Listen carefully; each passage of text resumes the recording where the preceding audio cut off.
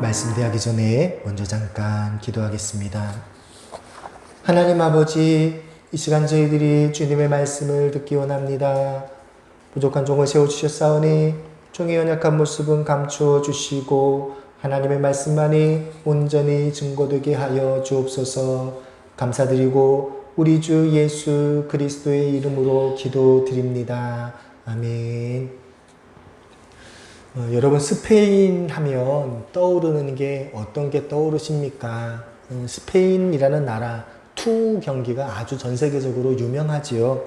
투사가 막 깃발을 흔들면 그 소가 아주 흥분해서 달려듭니다. 이 소가 사람이 흔드는 그 깃발과 막 싸우려고 그 소뿔을 끊임없이 그 깃발에 뿔을 막 부딪히지요. 그래서 우리는 이제 하이라이트로 딱 보는데 실제로 투 경기 하면 거의 4-5시간 한대요. 4-5시간 동안 소는 계속해서 그냥 그 펄럭이는 깃발에 부딪히고, 근데 그 깃발을 이제 피하잖아요. 사람이 싹 피하고 그래가지고 지치게 되면 이제 맨 마지막에 칼로 그 소의 숨통을 끊어버리는 거. 이게 이제 투 경기죠. 소의 입장에서 이 투 경기 한번 생각해 보셨습니까? 여러분, 내가 소라고 한번 생각을 해 보십시오. 소가 죽은 다음에 그 투 경기의 진실을 알게 되면 어떤 마음이 생길까요? 그 소는 거의 4-5시간을 열심히 무엇과 싸웠습니까? 깃발과 싸웠어요. 내가 이 깃발을 죽이겠다 생각하고 정말 열심히 그 깃발에 소뿔을 들이댔는데 죽고 난 다음 보니까 내가 쓸모없는 것에 내 온 힘과 에너지를 다 쏟아 부었구나. 비로소 알게 되는 거예요. 여러분, 그 진실을 알게 되었을 때 그 소가 얼마나 허무하겠습니까? 내가 깃발과 열심히 싸웠는데 내 딴에는 살아있는 동안 깃발과 싸우느라 열심히 싸웠는데 목숨 버려 싸웠는데 헛된 것에 목숨을 걸었구나. 여러분, 제가 이 설교를 준비하면서 복음서에 그 한 구절이 떠올랐어요. 복음서에 보면 이제 예수님께서 비유로 말씀을 하시는데 그 중에 이제 천국에 들어가지 못하는 사람들, 바깥 어두움에 쫓겨나는 사람들, 그러한 사람들에 대해서 공통된 표현이 있어요. 어떤 표현이 있습니까? 슬피 울며 이를 갈미 있으리라. 여러분, 왜 슬피 울며 이를 갈아요? 그 사람들이 왜 슬피 울며 이를 갈았을까요? 제가 투 경기 생각을 하면서 이해가 왔어요. 내 딴에는 이 땅에서 살면서 목숨 걸고 싸웠는데 그게 헛된 거예요. 소가, 투 경기에 있는 소가 목숨 걸고 깃발과 싸웠는데 그게 헛되다는 걸 깨달았으면 어떨까요? 이를 갈지 않을까요? 내 딴에는 이게 내 원수인 줄 알고 목숨 걸고 싸웠는데 이게 완전히 내가 속아 넘어갔네. 이를 갈지 않겠습니까? 그래서 이를 가는 거예요. 여러분, 영적 전쟁에 대해 잘 모르는 사람이 경험하게 되는 것도 똑같습니다. 여러분, 우리가 영적 전쟁이 무엇인지 분명히 알아야 됩니다. 본질을 정확하게 알아야지 슬피 울며 이를 가는 일이 없는 거예요. 여러분, 슬피 울며 이를 가는 거는요, 지옥에 간 사람들만 그런 게 아니라 천국에 들어간 사람들도 슬피 울며 이를 가는 게 있어요. 왜냐하면 내가 이거를 진작 알았다면, 내가 이 비밀을 진작 알았다면 더 많은 상급을 받았을 텐데, 하나님께서 허락하신 더 풍성한 것을 받았을 텐데 내가 그거 못했구나. 슬피 울면서 이를 가는 그 상황이 있는 거예요. 여러분, 지금 우리는 육체의 한계에 있어서 우리의 눈이 가려져서 영적 세계에 대해 무지합니다. 그래서 영적 세계가 도대체 뭔지도 잘 모르고 영적 전쟁이 무엇인지도 잘 몰라요. 제가 지난 시간인가 지지난 시간인가 인터스텔라라는 영화 이야기하면서 한번 말씀드렸죠. 그 인터스텔라라는 영화가 기독교 영화인데 기독교 영화라고 말을 하니까 기독교 영화로 보이는 거지, 그거 아니면은 그게 그냥 공상과학 영화 같아요. 그런데 거기에 보면 5차원의 세계에 대해서 이제 묘사를 하는데 도대체 이 5차원의 세계가 뭔지 영화를 아무리 몇 번씩 봐도 이해가 안 가요. 왜요? 우리는 4차원의 세계에 있기 때문에 4차원을 벗어난 그러한 세계에 대해서는 이럴 것이다 짐작만 하는 거예요. 그러니까 영화를 만든 분도 그냥 5차원의 세계는 이럴 거야 라고 또 그냥 짐작만 해서 영화를 만들었지 그게 뭔지를 모르는 거예요. 영적 세계가 마찬가지지요. 우리가 4차원의 세계면 영적 세계는 5차원 이상의 세계인데, 여러분, 영적 세계를 우리가 어떻게 알아요? 몰라요. 그냥 짐작만 하는 거예요. 이런 걸 거야. 짐작만 하는 거예요. 알 수가 없어요. 하지만 우리가 육체의 한계를 벗어버리고 영적 세계에 들어가게 됐을 때, 이거구나. 그때야 비로소 알게 되는 거예요. 진실을 그때야 아는 거예요.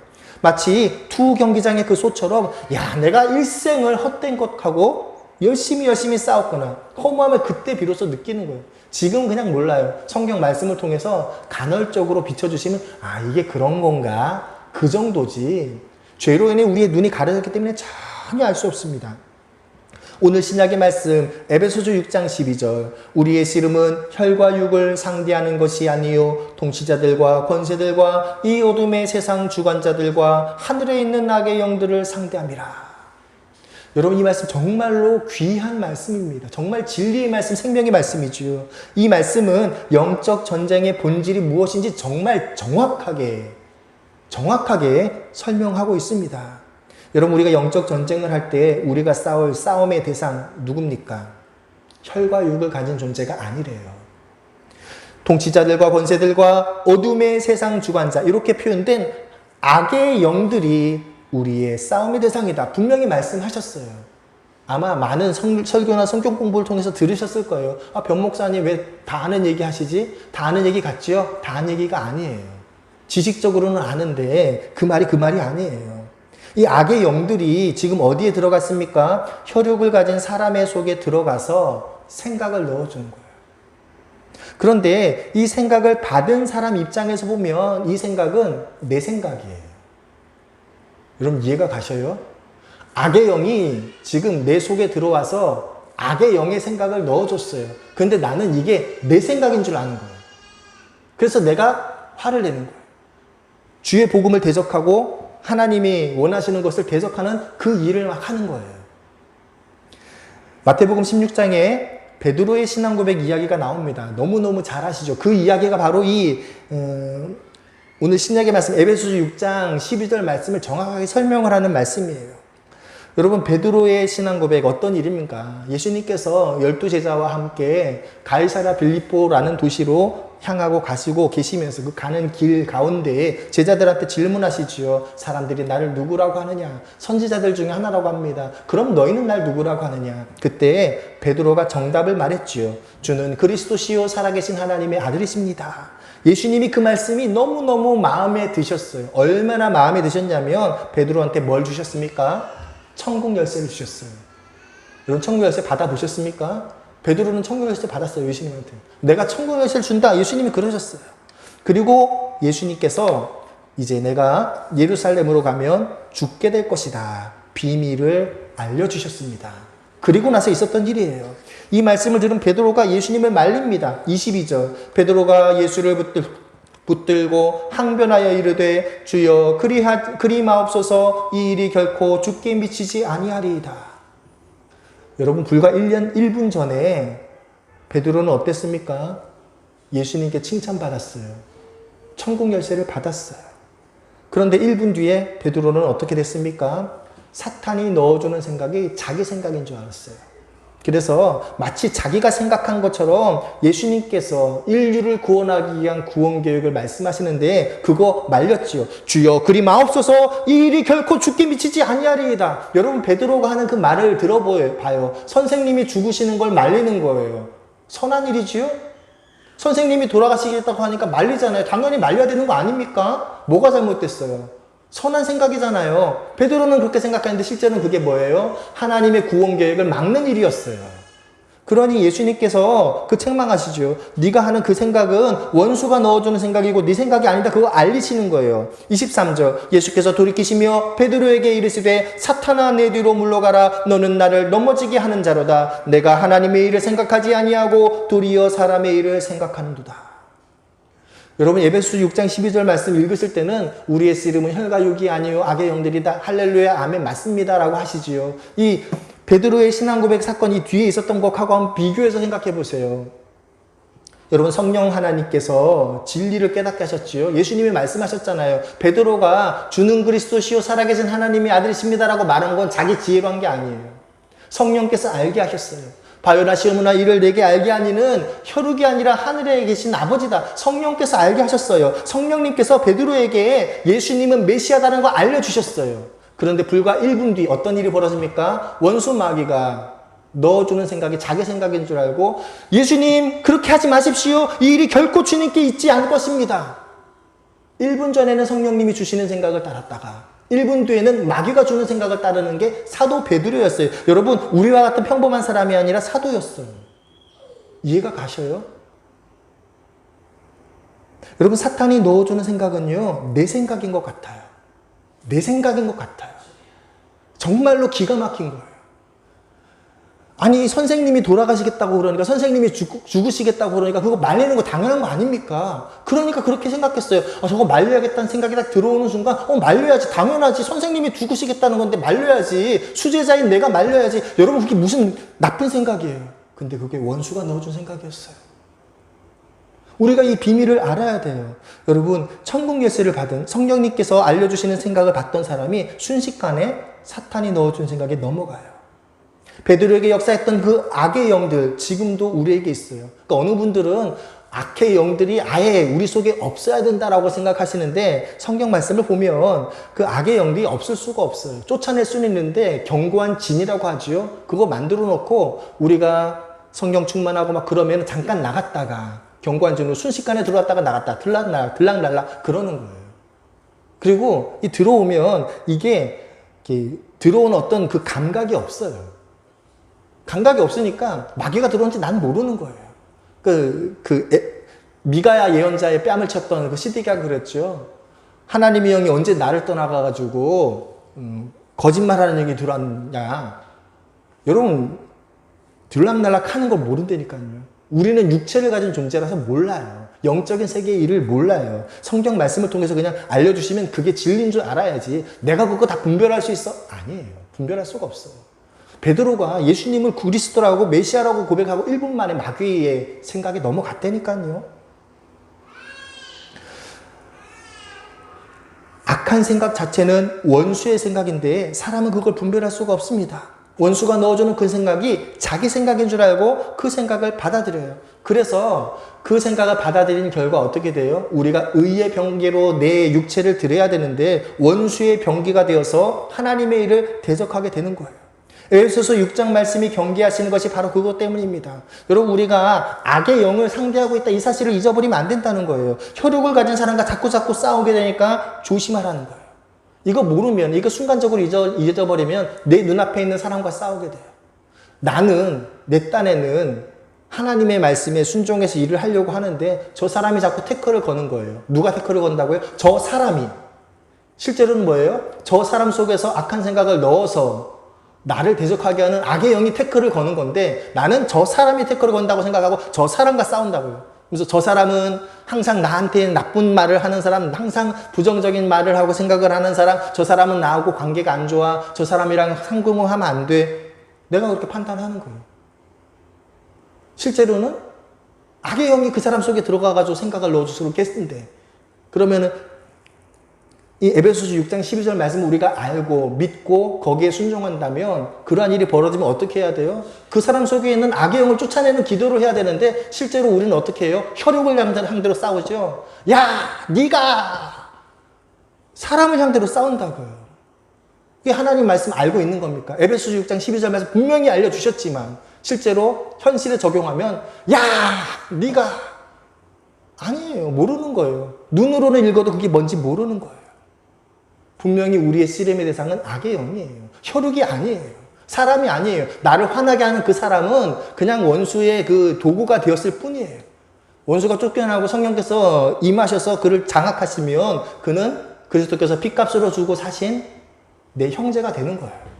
그걸 잊어버리면 저 사람은 항상 나한테 반대하는 사람이야. 나는 저 사람이랑은 상종을 안 해야 돼. 마음이 닫혀버리는 거예요. 원수가 원하는 대로 끌려가는 거예요. 우리는 씨름의 대상이 누구인지 분별해야 합니다. 악의 영이 나의 싸움의 대상이에요. 사람이 혈육이 싸움의 대상이 아니에요. 다음으로 생각할 것은 바울이 싸움이라는 말 대신 씨름이라는 단어를 썼다는 거예요. 이게 참 기가 막힙니다. 여러분 싸움은 군대를 다녀오신 분들은 알겠지만 전쟁이 나도 항상 싸우진 않아요. 재정비하는 시간이 있어요. 전투가 끝나면 전투와 전투 사이에 재정비하는 시간이 있어요. 반드시 있어요. 그거 안 하고 어떻게 계속 싸우겠어요. 그런데 이 씨름은 안 그래요. 이 씨름은 한번 시작하면 끝날 때까지 쉬지를 않아요. 이 씨름이 이제 우리 민족 고유의 그 씨름이 아니에요. 그러니까 번역을 할 때 씨름이라고 번역했는데 정확하게 말하면 고대 그리스의 레슬링 경기예요. 그러니까 오늘날로 말하면 그레코 로만형 그 레슬링하고 좀 비슷한 그걸 이제 씨름 이렇게 표현했는데, 여러분 그레코 로만형 아시죠? 두 손을 마주 잡고 힘을 주는데 이게 균형을 넘어뜨리려고 하는 거잖아요. 내가 자꾸 이렇게 붙잡고 있으면서 조금 힘을 다르게 주면서 균형을 넘어뜨리려고 해요. 균형이 넘어지는 순간 내가 우위에 서게 되고 그 경기를 이길 가능성이 높아지는 거예요. 그러니까 그리코 로만형을 하면은 처음에 붙으면 뭐 하는지 모르죠. 붙잡고 그냥 가만히 있어요. 근데 가만히 있는 게 아니에요. 온 힘을 다해서 상대방의 균형을 무너뜨리려고 하고 있는 거예요. 그러한 씨름을 얘기해요. 여러분 이 레슬링은요, 다른 스포츠랑 달리 처음부터 끝까지 조금도 숨 돌릴 틈이 없어요. 시작하면 한 사람이 끝날 때까지 계속해서 온 힘을 다해서 쏟아내야 돼요. 힘만 쏟는 게 아니라 기술도 걸어야 되는 거예요. 순간적으로 힘을 뺐다가 줬다가 뭐 이러면서 상대방 균형을 막 무너뜨리려고 하는 이러한 것들을 해야 되는 거예요. 그것을 영적 전쟁이라고 했어요. 바울이 우리가 싸우는 그러한 전투가 아니라 그 레슬링 경기를 비유한 게 아주 기가 막힙니다. 여러분 씨름처럼 영적 전쟁도 쉴 틈이 없어요. 여러분 영적 전쟁은요 1년 내내 24시간 내내 계속되지요. 원수는 금요일 밤이 되었으니까 야 이제 주말은 좀 쉬자 이렇게 물러나질 않아요. 1년인 중에 이제 휴가 시즌이 됐다고 야 휴가 시즌이니까 한 일주일 좀 쉬었다 하자 이러지를 않아요. 우리는 몸이 아프면 감기 몸살이 걸리면 하루 좀 쉬어야 돼 이러죠. 근데 원수는 내가 좀 아프다고 그러면 그래 봐줄게 너 나은 다음 다시 싸우자 그럽니까? 안 그래요. 안 그래요. 원수는 우리 안에서 일하시는 그 하나님 회방하기 위해서 말 그대로 정말 잠시도 쉬지 않고 계속해서 힘을 주고 공격을 하고 있어요. 우리가 그 사실을 기억한다면 원수가 그렇게 힘을 쓰면 나도 힘을 써야 되는데 나는 어때요? 주말이 되었다고 쉬어야 되고 휴가철이라고 해가지고 휴가 가야 되고 아프니까 좀 쉬어야 되고 이러지요. 그러면 이제 그 순간 레슬링 경기로 말하면 균형을 잃어버리는 거예요. 그 전까지 내가 우위에 있다가 그때 이후로는 내가 열세의 처한태로 싸움을 할 수밖에 없게 되는 거지요. 우리는 영적 전쟁에 대해서 또 다른 오해를 하면 안 되는데 영적 전쟁은 우리의 구원을 성취하는 것이 아닙니다. 그러니까 신앙의 연조가 얼마 안 되시는 분들 중에 뭐 그러한 분들이 있어요. 내가 영적 전쟁에서 지면 내 구원이 취소된 줄 아는 거예요. 나는 끝났다. 나는 이제 지옥 가는구나. 여러분 그게 아니지요. 영적 전쟁에서 이겨야 우리가 구원을 얻는 게 아니에요. 여러분 구원은 하나님의 은혜로 받은 거예요. 영적 전쟁으로 이겨야 얻는 게 아니에요. 구원을 이미 얻었기 때문에 우리가 영적 전쟁에서 싸우는 거지요. 여러분 우리가 구원받기 전에는 어느 편이었어요? 내 신분은 마귀의 자식이에요. 나는 마귀 편이었어요. 마귀 편이면 마귀와 싸울 일이 뭐가 있어요? 원래 마귀 편 한 편인데. 근데 내가 하나님의 자녀가 되었기 때문에 그때부터 영적 전쟁이 벌어지는 거예요. 그러니까 영적 전쟁이 벌어진다 이건 뭐냐면 내가 하나님의 편이라는 거지 영적 전쟁에서 졌으니까 나는 이제 끝났어 천국이랑은 빠이빠이야 이게 아니라는 거예요. 영적 전쟁을 하고 있다는 말은 뭐냐면 내가 여전히 하나님 편이라는 거예요. 예수님이 보혈로 여전히 나는 구원받은 백성이라는 거예요. 그래서 영적 전쟁에서 졌다고 해서 다 끝난 게 아니고요. 우리의 호흡이 끝날 날까지 영적 전쟁은 계속되는 거고 그리고 그 영적 전쟁을 통해서 하늘의 상급을 자꾸 쌓아나가는 것 뿐입니다. 우리는 대적이 하는 그 일을 알므로 영적 전쟁에서 승리합니다. 문제는 우리의 삶이 매 순간 이렇게 전쟁이다라는 사실을 인식을 못한다는 거예요. 사단이 가지고 있는 가장 큰 강점은 뭐냐면 이 영적 존재이기 때문에 사람보다 더 이제 끈질기게 한결같이 끈질기게 우리를 공격한다는 거예요. 하지만 우리는 육체를 가지고 있기 때문에 업다운이 있어요. 지속적으로 싸우지를 못해요. 우리가 때로는 막 열심히 열광적으로 헌신적으로 신앙생활을 할 때고 있지만 어떨 때는 이제 영적 침체에 빠져서 시험 들었어라고 표현하죠. 그렇게 되면 이제 아주 이렇게 푹 가라앉는 그러한 경험을 하게 되지요. 원수는 이렇게 우리가 지속적이지 않다. 그걸 너무너무 잘 알고 있어요. 그래서 원수는 우리가 막 아주 열광적으로 하나님을 찬양하고 헌신하고 열정적으로 어떤 일을 하는 걸 그렇게 두려워 안 해요. 조금만 있으면 시들해질 거야. 이미 알고 있어요. 네가 지금 대단하게 하는데 조금만 있어보자. 한 3일만 있어보자. 일주일만 있어보자. 한 달만 있어보자. 길면 1년만 있어보자. 너 다시 시그널해질 거 내가 알고 있어. 그러는 거예요. 그래서 우리의 수비가 느슨해질 때까지 계속해서 기다리지요. 필요하다면 몇 년이라도 기다려요. 그렇게 우리의 수비가 느슨해질 때 그때 어떻게 합니까? 내 속에 자기 생각, 원수의 생각을 살짝 넣어주는 거예요. 그래서 우리가 그 생각을 베드로처럼 그 생각을 마치 내 생각인 것처럼 받아들이는 순간 비로소 원수의 계획이 성공하죠. 그리고 영적 전쟁에서 우리가 열세에 처하게 됩니다. 그리스도인들 중에 이렇게 말하시는 분들 있지요. 아직 시험 들지는 않았는데 그 전에 반드시 이러한 말씀을 하셔요. 지금 그거 일 못해요. 저 친구한테 실망했어요. 목사님한테 실망했어요. 하나님께서 날 버리신 것 같아요. 나 지금이라도 이 직분을 좀 내려놓고 싶어요. 일 너무 많이 해서 번아웃 됐어요. 좀 물러나서 머리를 좀 식히고 싶어요. 여러분, 그게 진짜 자기 생각일까요? 아니에요. 원수가 넣어주는 생각을 자기 생각으로 받아들인 거예요. 이러한 말을 한다는 건 벌써 영적 전쟁에서 삿바 싸움에서 지기 시작했다는 거예요. 지기 시작한 거예요. 원수가 이러한 생각을 넣어주고 그 생각이 마치 내 생각인 것처럼 받아들이는 순간 우리는 영적 전쟁에서 삿바 싸움에서 진 거예요. 완전히 진 게 아니라 삿바를 이제 잡힌 거예요. 불리한 상황에서 싸움을 하게 되는 거죠. 우리는 싸움에서 벗어나 평화의 세계에서 살았으면 하고 바랍니다. 그렇지만 우리는 그렇게 할 수 없어요. 지난 시간에 말씀드렸죠. 여러분, 영적 전쟁은 하나님 나라 들어갈 때까지 계속돼요. 죽을 때까지 계속돼요. 왜요? 그 시기가 육체의 때이고 이 육체의 때는 하나님께서 우리의 영혼의 때에 누릴 상급을 준비한 시기로 주셨기 때문에 이 육체의 때에는 계속해서 하나님께서 상급을 쌓을 기회로 주신 거예요. 영적 전쟁이 계속 있는 거예요. 영적 전쟁에서 이기면 이긴 만큼 더 상급을 계속해서 주시는 거예요. 우리는 이 땅에서 원수의 공격을 계속해서 받을 것입니다. 하나님께서는 우리의 고통과 슬픔을 이해하십니다. 우리가 영적 전쟁에서 승리하기를 원하시고 패배하기를 원치 않으십니다. 그러나 원수는 우리가 연약해지는 그때를 노려서 아주 집요하게 우리를 공격합니다.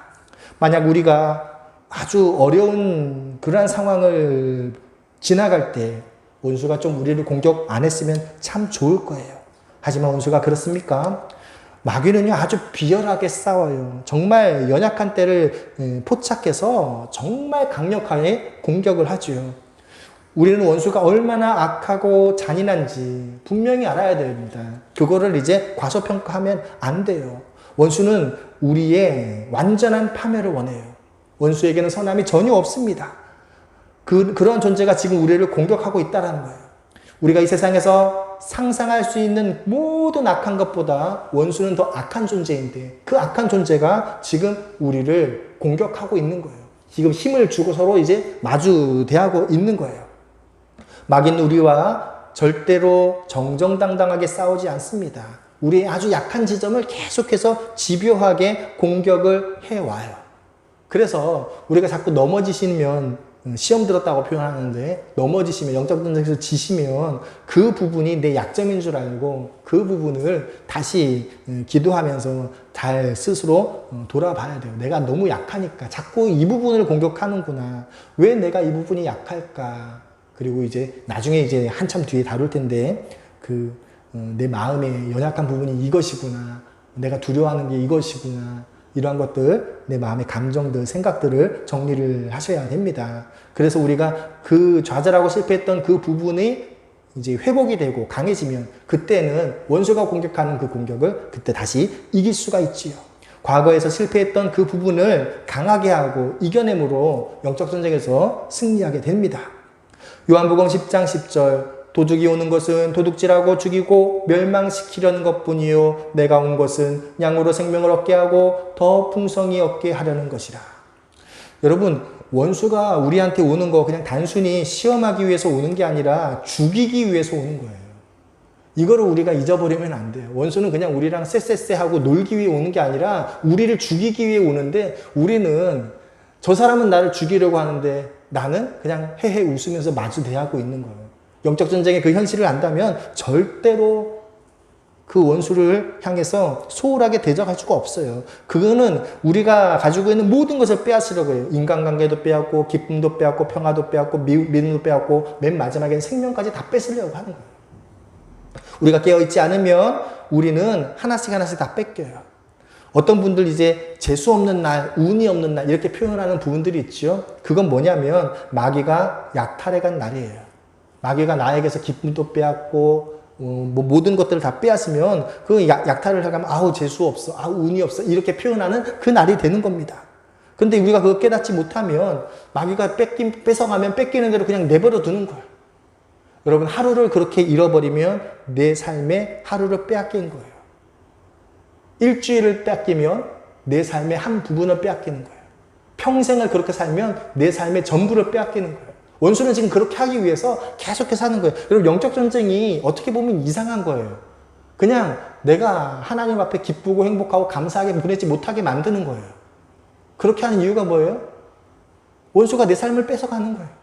그렇게 자꾸 하나씩 전부 뺏어가기 위해서 하는 거예요. 그래서 어떤 분들은 그냥 영적 전쟁이 뭔지도 모르고 일상생활을 살고 주일날만 되면 예배 1시간 드리고 그러시는 분들은 그건 거예요.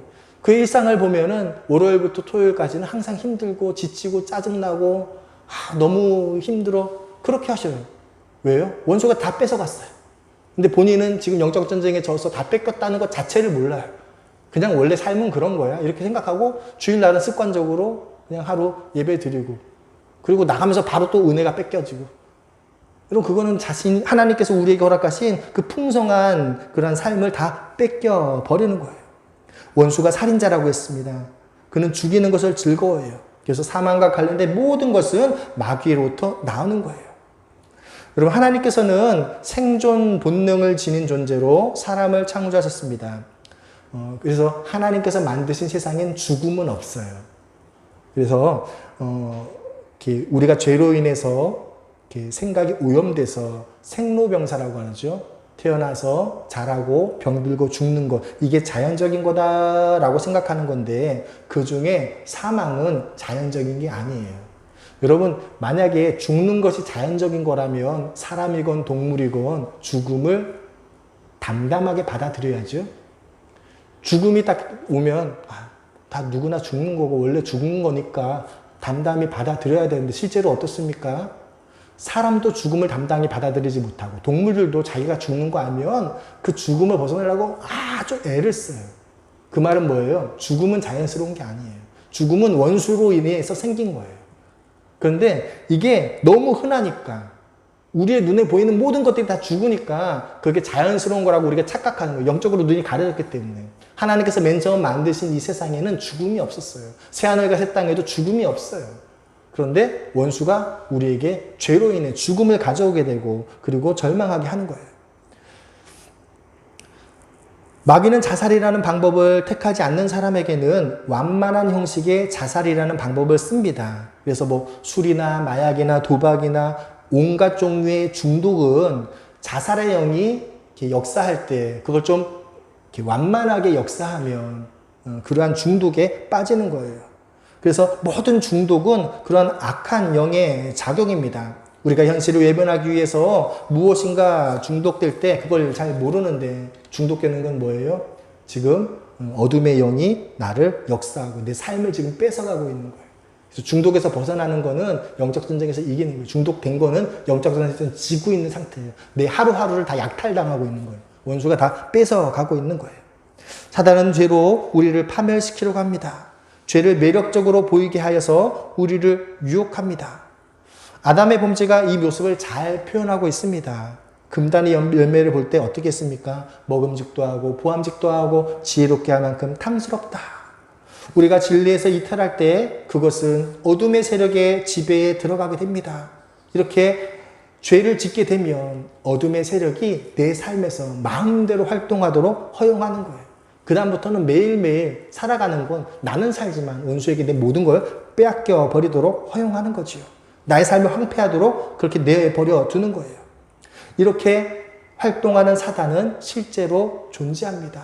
우리의 삶에서 활동을 하고 있어요. 우리가 사단에게 넘어가서 사단의 영역으로 들어가게 되면 살인자를 지금 친구로 삼고 있는 것이다 라고 생각하면 틀림이 없습니다. 사단은 우리의 마음과 육체, 우리의 명예와 인간관계 모든 것을 파괴하고 파멸시키는 존재입니다. 원수는 선한 것이라는 건 모든 것을 다 제거하려고 해요. 그러한 원수에게 넘어간 사람 중에는 자기가 얼마나 위태로운 상황에 처해 있는지를 모르는 분들이 계셔요. 그래서 그런 분들은 내가 죄를 지어도 하나님께서 나를 용서하실 거야, 이렇게 착각하시는 분이 계셔요.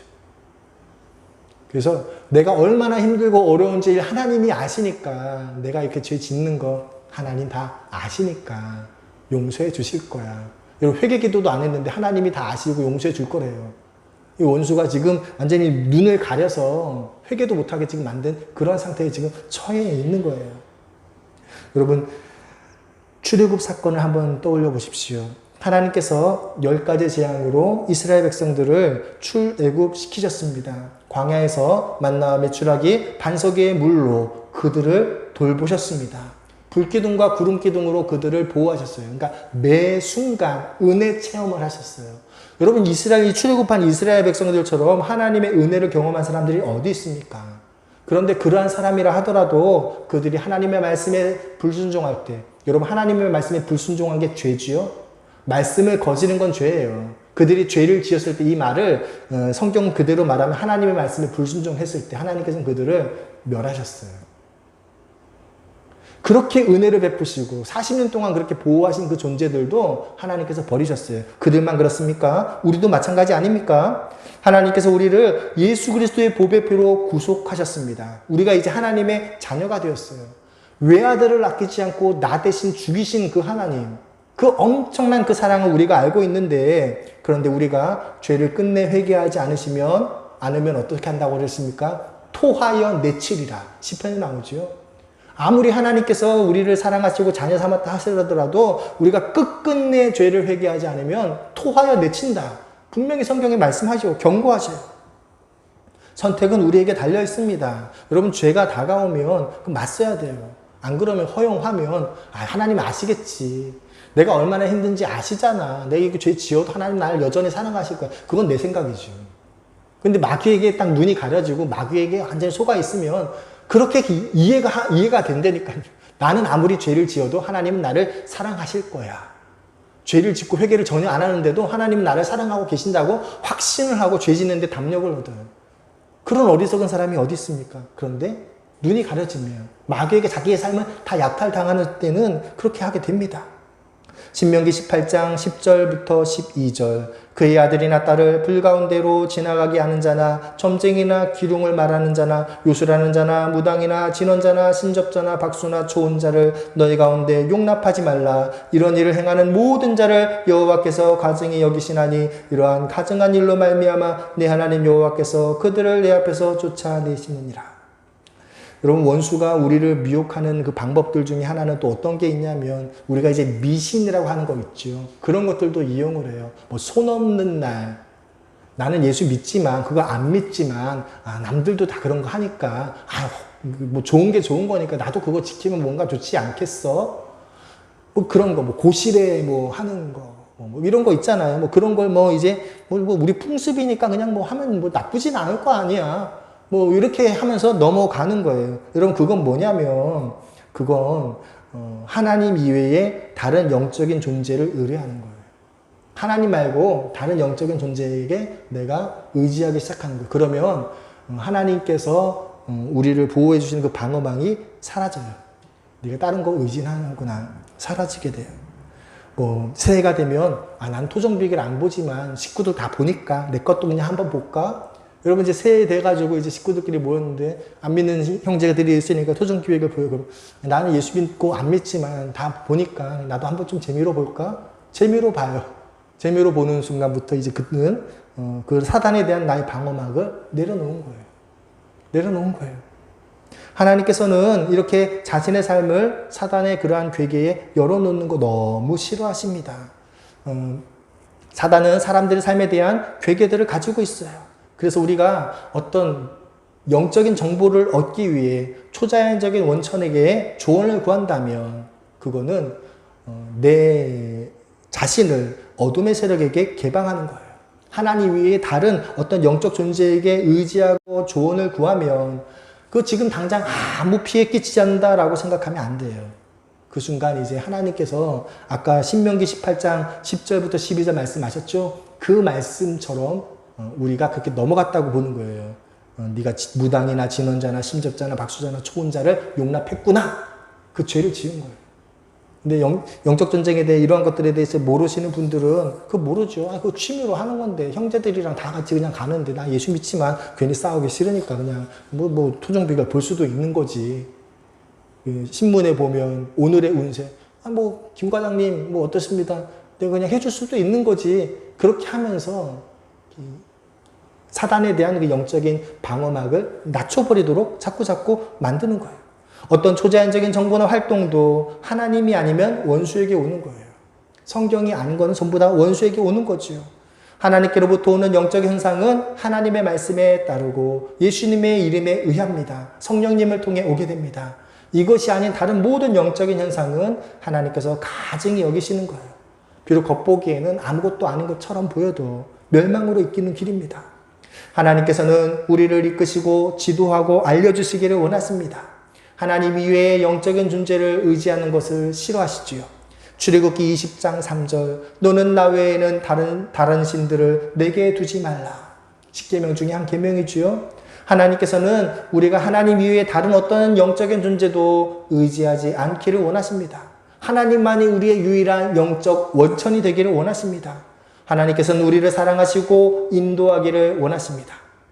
오늘 구약의 말씀 시편 32편 8절 내가 내 길을 가르쳐 보이고 너를 주목하여 훈계하리로다. 여러분 이 시편 32편의 이 말씀은 그 시인이 죄를 범해서 하나님 앞에 죄의 벌을 당하고 있는 상황입니다. 죄의 벌을 당하고 이제 깨닫고 회개함으로 사죄의 은총을 얻었어요. 그때 이 8절의 약속을 하고 계십니다.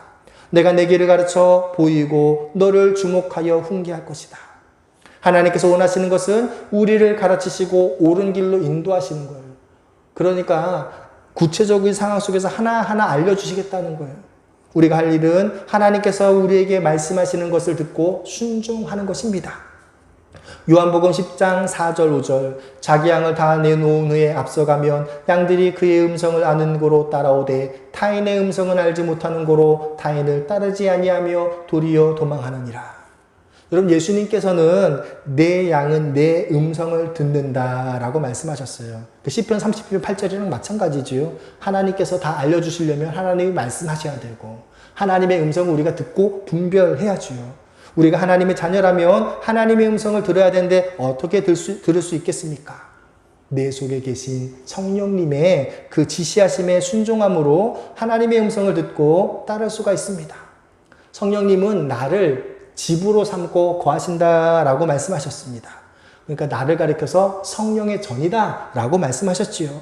내 속에 계신 성령 하나님은 나에게 계속해서 말씀하십니다. 여러분 우리가 내가 하기 싫은 것, 안 하려고 하는 것 그런 거 갑자기 해야겠다 이렇게 마음 먹은 때가 있습니다. 성경 원래 안 읽는데 성경 좀 읽어야지. 원래 기도 안 하는데 좀 기도 좀 해야겠어. 마음이 너무 답답한데 내가 예배를 그냥 무슨 일이 있으면 빠지고 그러는 게 당연한 걸 하는데 아무리 그래도 그냥 주일날 안 되더라도 주중에 한 번은 꼭 예배 드려야지. 그런 거 성령께서 주시는 생각이지요. 성령께서 하시는 말씀입니다. 다만 우리의 영적인 귀가 어두워서 하나님의 말씀인지 못 알아듣고 그냥 내가 생각한 것처럼 착각하는 거예요. 하나님의 말씀에 순종해야겠다는 이 선한 생각이 떠오르면 순종해야 되는데 그런데 원수가 반대되는 생각을 넣어주죠. 여러분 어떻게 합니까? 성경 좀 읽어볼까? 그러면 어떻게 해요? 바쁜데 원래 나 성경 안 읽잖아. 이제까지 살던 대로 살면 되지. 성령 하나님께서 하시는 말씀을 원수가 꼭 반대되는 생각을 바로 넣어줘요. 그래서 조영규 목사님이라고 기억하는데 어느 목사님께서 그런 말씀하셨어요. 아주 옛날 할아버지 목사님이신데 내가 어떤 걸 할 때 두 가지 생각이 항상 떠오른대요. 그러면 첫 번째 떠오르는 게 성령님이 주신 것이라고 생각하면 틀림이 없다. 좀 일리가 있는 말씀 같아요. 왜냐하면 원수는 항상 반대하고 방해하기 위해서 넣어주는 거고 성령님께서 항상 우리를 인도하시기 때문에 먼저 이제 딱 주시는 첫 번째 생각이 성령님이 주시는 생각일 가능성이 높다. 일리가 있는 말씀이라고 생각합니다. 성령님께서 주신 생각을 원수가 자꾸 눌러버리려고 하지요. 내가 하기 싫고 불편하지만 성경이 말씀하시는 걸 내가 순종해야겠다. 이런 생각이 떠오르면 여러분 그건 내 생각이 아니에요. 여러분 사람은 다 편하고 좋은 편을 택하기 원하지 불편한 거 택하지 않으려고 해요. 근데 불편한 걸 하려고 하죠. 왜요? 성령께서 그 생각을 넣어주셨으니까 그렇게 하려고 하는 거예요. 그러면 이건 내 생각이 아니라 성령님의 말씀이구나. 알고 순종하셔야 돼요. 그리고 그 생각에 반대되는 생각은 뭐예요? 원수가 넣어준 생각이구나. 이거 알고 사탄아 물러가라. 잘라내고 쫓아내야 됩니다. 성경은 하나님께서 자기 백성을 인도하시는 것들에 대해서 아주 다양하게 설명하고 계십니다. 우리는 하나님께서 나를 인도하신다라는 그 사실을 성경을 통해서 분명히 확신하고 그 말씀을 믿고 순종해야 돼요. 하나님께서는 우리에게 이렇게 아주 구체적으로 하나님의 말씀을 알려주십니다. 그래서 필요한 모든 그러한 활동들을 구체적으로 지시해 주십니다. 우리가 이해하지 못하고 그의 음성을 듣는데 어려움을 느낄지라도 하나님께서는 나를 돌보아 주시는 분, 하나님께서 나를 인도하시는 분, 이 사실을 기억하고 이 사실을 흔들리면 안 됩니다. 그런데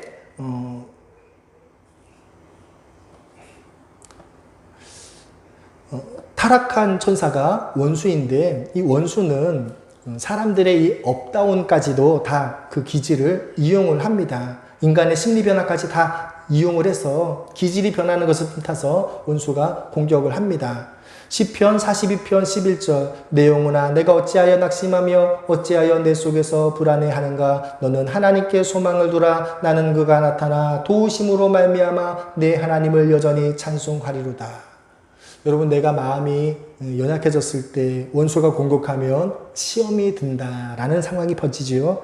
그 시험이 들었을 때 어떻게 해야 합니까? 시편 42편 11절 말씀을 묵상하고 그 말씀을 붙들고 기도함으로 우리가 시험에서 이겨내야 합니다. 주 안에서 계속해서 자기 자신을 격려해야죠. 원수가 넣어주는 생각은 나는 망했다. 나는 하나님께 버림받았다. 나는 끝났다. 그 생각을 자꾸 넣어줘요. 하지만 그 생각은 내가 스스로 하는 생각이 아니라 원수가 넣어주는 생각입니다. 우리는 그 생각에 미혹되면 안 됩니다. 하나님께서는 우리를 사랑하시고 그 아들을 아끼지 않으시고 내어주셨습니다. 우리가 그 사실을 믿고 성경 말씀을 믿고 원수가 넣어주는 생각에 흔들리지 말고 하나님의 말씀에 소망을 품고 영적 전쟁을 끝까지 잘 싸워 이겨야 합니다.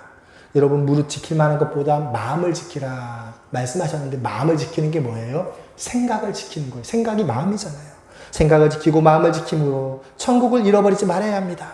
영적 세계를 알고 이 영적 전쟁에서 끝까지 물러서지 않으며 하나님 말씀에 순종하는 성도님들 되시기를 축복합니다.